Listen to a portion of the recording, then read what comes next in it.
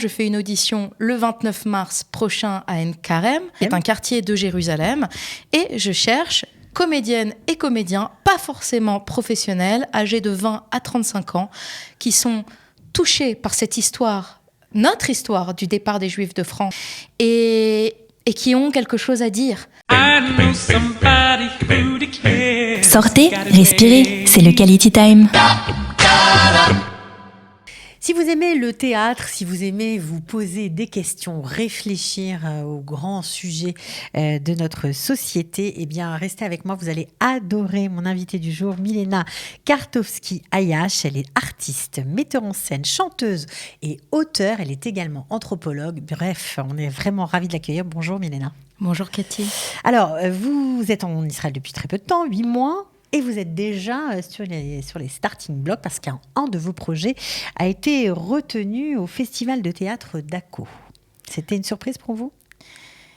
C'était une surprise d'être retenue. En même temps, j'ai travaillé dur et j'ai envoyé un projet qui me tient à cœur depuis des années. Le projet s'appelle Le procès des sans-voix, Mishpat HaMushtakim en hébreu. Et c'est une pièce de théâtre sur le destin des Juifs de France qui ont fait leur alia et qui ont été contraints à quitter la France, comme moi, dans un silence difficile. Dans un silence des autres, de ceux qui étaient autour de vous ?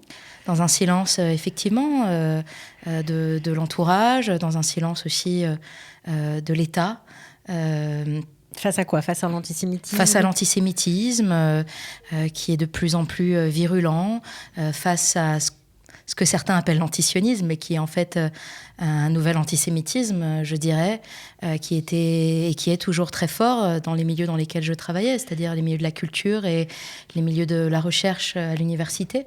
Ça paraît incroyable, mais pourtant vous l'avez vraiment touché de près, cet antisémitisme. On ne veut pas le voir. On ne veut pas le voir parce qu'on veut croire aux valeurs universalistes de la France, aux valeurs socialistes, qui sont des valeurs absolument extraordinaires, et certaines, bien entendu, perdurent. Et c'est pour ça qu'on a aimé, ou qu'on aime encore ce pays où on est né, et qui nous a construits en partie. Mais malheureusement, ces valeurs et ces garde-fous s'ébranlent petit à petit. Et voilà, et touchent des personnes comme moi qui étaient naïves et qui ne voulaient pas voir les choses, tout en étant au cœur de la société. Puisque, comme je vous le disais tout à l'heure, j'ai beaucoup travaillé aussi dans le 93. J'ai travaillé dans 8 banlieues du 93. J'ai travaillé dans des villes très pauvres en France. Donc, j'ai toujours été sur le terrain. Mais moi-même, vous avez senti la dérive, vous l'avez vu. J'ai senti la dérive, mais dans ces lieux pauvres, moi, je n'ai jamais été victime d'antisémitisme en tant que tel. Là où ça a été beaucoup plus compliqué, en fait, où j'étais contrainte au mutisme, mais par des processus inconscients. Si vous voulez, cette pièce que je souhaite monter, ici, je souhaite la monter depuis des années en France. Mais quel théâtre aurait pris le risque de monter une pièce sur le départ des Juifs de France ? Je pense aucun, malheureusement. Et donc, voilà. Alors apparemment, si vous avez été présélectionné, parce que c'est une sélection en plusieurs étapes, c'est que c'est un sujet qui intéresse les Israéliens. Moi, je pense fondamentalement que c'est un sujet qui intéresse les Israéliens, puisque mes amis, en fait, n'ont aucune idée de ce qui se passe en Europe et de ce qui se passe particulièrement en France, et sont très étonnés de ce que je leur raconte en général. Et puis, c'est une histoire universelle sur une population discriminée qui doit quitter le pays où elle est née, et venir, et en même temps, c'est une histoire particulière, puisqu'on arrive chez nous, on arrive en Israël. Donc, il y a 2 poids, 2 mesures, si vous voulez, dans cette histoire. Nous, on a la chance d'avoir où aller, ce qui n'est pas le cas d'autres populations dans le monde, comme les Yézidis, par exemple. Mais nous sommes à la fois juifs, israéliens, et aussi français. Et il y a une part de nous qui est arrachée. Alors, quand vous parlez de votre travail, vous parlez d'un théâtre de justice. Pourquoi ? Pour moi, le théâtre a la mission d'œuvrer, et je vais vous dire le mot en hébreu, parce que pour moi, il n'y a pas forcément de traduction, mais c'est d'opérer un tikkun dans le monde. Ou alors, si j'utilise un terme grec, ce serait la catharsis. Mais autant que faire se peut, de pouvoir réparer les brisures en nous et dans la société. Et c'est ce que j'appelle un théâtre de justice. Et un théâtre qui permet aux sans-voix à toutes les populations sans voix de pouvoir faire entendre, exister et faire entendre leur voix dans l'espace public de manière poétique. Alors, ça a l'air vraiment génial, passionnant. On a hâte de voir cette pièce monter. D'abord, bravo, franchement, parce qu'au bout de 8 mois, réussir à être sélectionné pour ce très beau festival d'Akko, c'est un festival qui existe depuis très longtemps. Vous le connaissiez déjà lorsque vous étiez en France ? Je le connaissais, oui. J'ai plusieurs amis israéliens qui ont créé des pièces au festival d'Akko. Et il y a eu aussi des pièces historiques qui ont fait date dans l'histoire du théâtre de manière mondiale. Et voilà, et je trouve que c'est un festival très intéressant parce qu'il est dans une ville dite mixte. Il se passe au cœur de la vieille ville d'Akko et les pièces sont créées in situ. Dans la ville. Donc tout le processus aussi de répétition, de création, pour moi, englobe aussi l'histoire de la ville. Et c'est comme ça que j'ai toujours créé mes pièces. Et ça vous plaît, ça, d'être au cœur de l'action, on va dire. Au cœur de l'histoire, au cœur de l'histoire et pas dans une boîte noire. Alors, c'est important parce que c'est le seul théâtre, on va dire le seul festival de théâtre contemporain qui existe en Israël et d'être sélectionné, donc c'est génial.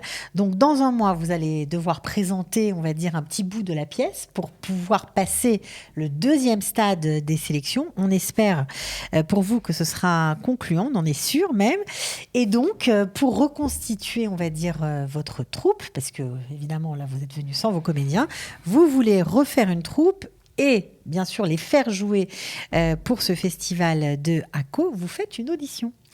Exactement. Je n'ai jamais fait d'audition dans ma vie parce que pour moi, les troupes se constituent avec des rencontres humaines. Mais là, nous sommes très pressés par le temps. Vous n'avez pas le choix. Donc, effectivement, je fais une audition le 29 mars prochain à Ein Karem. À Jérusalem, voilà, qui est un quartier de Jérusalem. Et je cherche comédiennes et comédiens, pas forcément professionnels, âgés de 20 à 35 ans, qui sont touchés par cette histoire, notre histoire du départ des Juifs de France et après leur alia, qui parlent français et hébreu.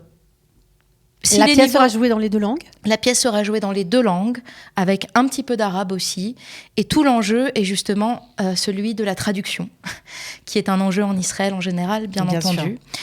Et voilà, je cherche des personnes qui sont prêtes et qui ont envie de faire partie d'une aventure collective, donc à la fois artistique, politique et poétique, et qui ont quelque chose à dire, et qui ont aussi envie peut-être d'apprendre le théâtre, pour celles et ceux qui n'ont pas eu la chance d'avoir ces outils-là dans leur vie. Non, vous avez, parce qu'on n'a pas tout raconté, vous avez de la bouteille, vous avez formé, on va dire, des acteurs qui, alors là, c'est très original, à New York, qui sortaient du chassidisme. Du monde chassidique, voilà, et qui voulaient découvrir le monde dans lequel nous vivons. Et vous les avez formés au théâtre. Ça a été leur premier contact, on va dire, avec un autre monde que le leur.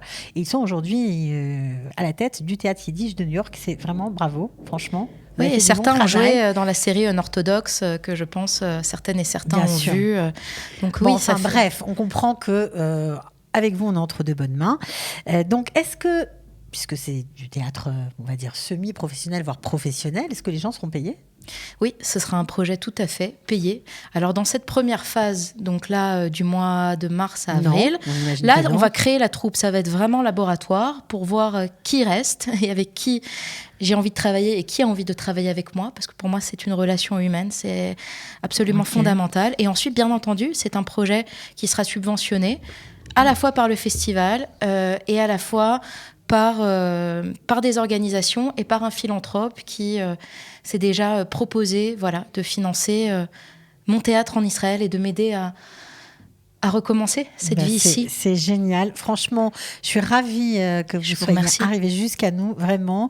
Donc, si on veut postuler, parce qu'il y en a plein, bien sûr, qui nous regardent, je sais, vous piaillez d'impatience, vous voulez savoir comment faire, mais il faut envoyer un mail à compagnie, GNIE, HAIM, @gmail.com. Un petit mail juste pour dire pourquoi ça nous plaît, c'est ça ? Voilà, compagnie avec COMPAGNIE. Oui, j'ai dit juste la fin pour pas qu'on se trompe. Mais Compagnie Lechaim. Oui, un petit mail pour vous présenter en quoi ça vous touche. Est-ce que vous avez la possibilité, la disponibilité aussi de vous engager dans une aventure pareille ? Il faut être disponible pendant combien de temps ?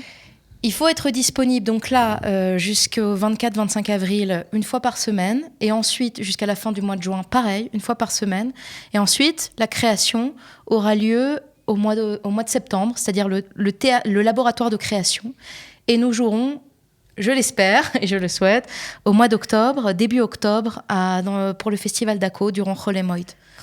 Ok, génial. Bon, alors en tout cas, Milena, on vous souhaite bonne chance. Je vous remercie beaucoup. On espère qu'on va vous aider à constituer cette troupe. Et puis vraiment, vous venez nous voir pour nous raconter comment ça s'est passé. Avec grand plaisir. Voilà, et nous donner des nouvelles. Betzlacha en tout cas. Merci beaucoup, Cathy. De rien, ciao.